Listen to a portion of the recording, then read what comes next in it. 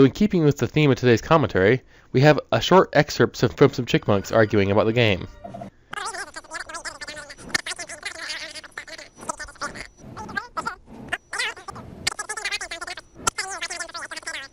I'm not exactly sure what they were doing, but they definitely were animated.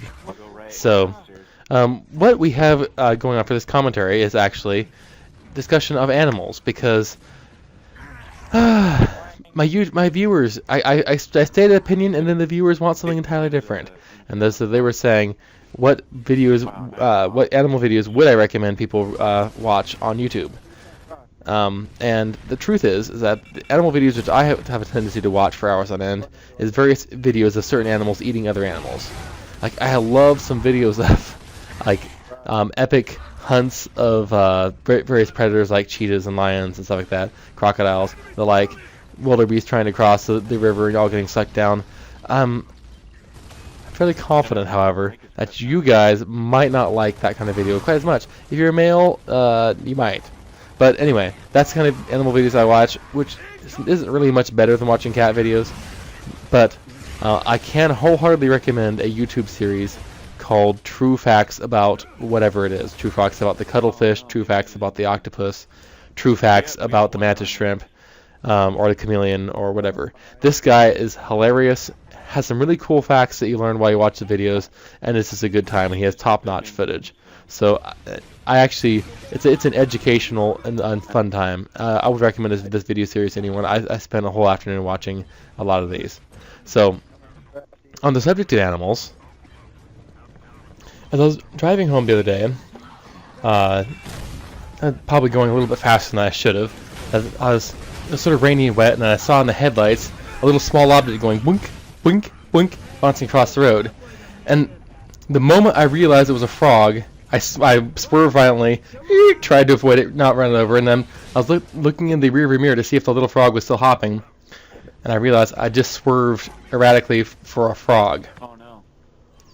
So it came to me that our reaction to animals leaping in front of our car is a very good gauge of how we feel about that particular critter. I like frogs. I will swerve for snakes too, actually. But let's say my passenger were to warn me about something else. My reaction might be a little bit different.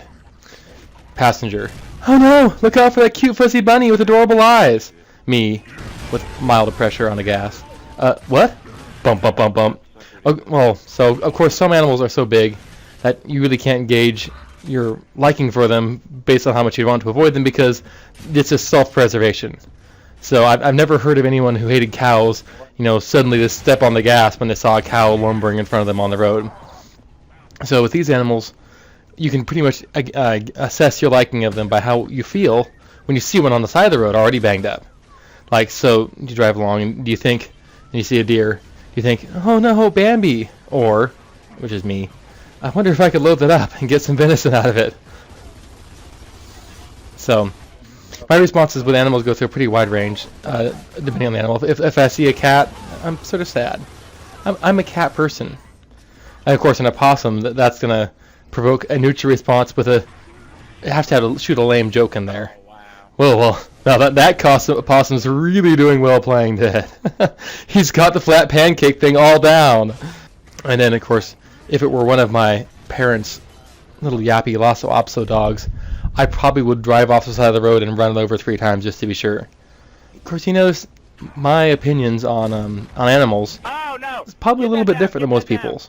So if someone's telling me about the demise of an especially pernicious and yappy canine, I have to really refrain from fist bumping and high fives until I can, once I realize that to them it's actually a real tragedy. So anyway, on the whole, I find excessively cute animals annoying. There's already 1,000,000,001 people who go, oh, how adorable, over bunnies and things like that. But what about all the other little critters? No one stands up for the spiders and the beetles and the salamanders. I personally feel sort of protective of the less privileged animals, or who just happen to be born with slimy skin or a freakish quantity of legs. I mean, they're just trying to meander around, collect food, when some person just goes, spider, and smashes it flat. Just no compunction, no sadness, just killed on sight. And all it was doing was eating mosquitoes and basically helping the world be a better place. Without spiders, the world would be overrun with insects. There's no appreciation for the animals that really deserve it. Bunnies go out there and eat people's carrots and strawberries. Oh, maybe not strawberries, but carrots and cabbage and are general pests, but they're loved and adored. And spiders, they're serving the world, doing everyone a service, and get stepped on. Some of them are poisonous. I have exceptions for those. But if you want to make yourself feel better about various happenings which happen with bunnies and accidentally running them over, I have a particular theory that any animal which you see hovering on the edge of the road, where it's like sitting there looking at you, and then suddenly decides to run at the last millisecond, I'm thinking that that animal is actually either an adrenaline junkie and wants the thrill of dodging a car at close range, or is feeling suicidal. And who are you to not oblige them in their attempts for suicide? People say that they act like animals are getting hit by cars by accident, but how do they know that the animal's life doesn't completely suck? Being a little deer could really be a drag. You know, all you do is eat is grass, and you're like, if I eat one more bite of mildewy grass, I'm going to commit suicide. And then, oh, hello, there's a semi-truck. Here I go. It could just be a deer in a moment of weakness. So, I think that you don't feel guilty, but if you're accidentally running over animals, the animals probably know better. Oh, that's a theory. Possibly not true, but it's a theory. I'm thinking that the whole bunny thing is sort of like the bunny version of playing Russian roulette. They need a thrill. They got to dart out there in front of a fast-moving vehicle and dodge between the tires, and probably the closer their ears get to the hot engine and the rush of the wind as the car zooms past that they feel, the bigger bunny thrill they get. So, it's hazardous activities. They're probably teenage bunnies. And maybe they're being difficult to their parents, so the whole bunny world might actually be happier with their absence. So, I also, in the earlier commentary, I mentioned something about how gaming is probably not likely to get you rich. Then I discovered that PewDiePie, the most subscribed to channel on YouTube, actually makes $4 million a year. So, I will retract that statement. Well, actually, the statement is still true. You can get rich while playing video games. It is highly unlikely. You just need to have a YouTube channel, which brings me to the point that you guys need to get off your little digital posteriors and do some work. If you appreciate this channel, you better go out there and share it with all your friends and share it on Twitter and Tumblr and social media, social media, and Facebook and Google Plus and whatever circle you have to share this thing in, because I need to get in on some of that $4 million a year action. And, I mean, I would think that I'm sort of in the same ballpark as far as being interesting, right?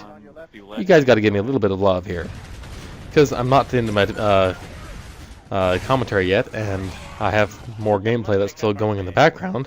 I suppose I will just talk about a random news story which I saw, and it ties in because we had talking about animal suicide, and now we're talking about human suicide.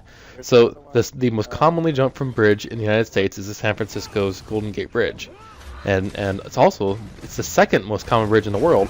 Only the Nanjing Yangtze River Bridge has more people jump to their death from it. Anyway, they finally installed they got a plan to install some suicide netting underneath the Golden Gate Bridge to prevent people from committing suicide. And I always wonder about that stuff. I mean, it's going to cost in the neighborhood of like $7 million, maybe it was $70 million. I can't remember the exact figure. Whenever government get involved in building projects, it always gets super expensive. And I wonder what the impact on actual suicides is going to be. Or if it'll just be, they won't be committing suicide on your pretty bridge. I guess that could be the whole objective. Is you still want to have people jumping off my bridge to commit suicide. They can go commit suicide somewhere else. Jump in front of trucks. Do like the bunnies do. On a random side note, depending on how durable the suicide netting will be, it could have a positive influence on stopping invading sea monsters. They might get tangled up in the suicide netting on the way inland. So, hidden bonus there. Alright guys, I will see you guys later.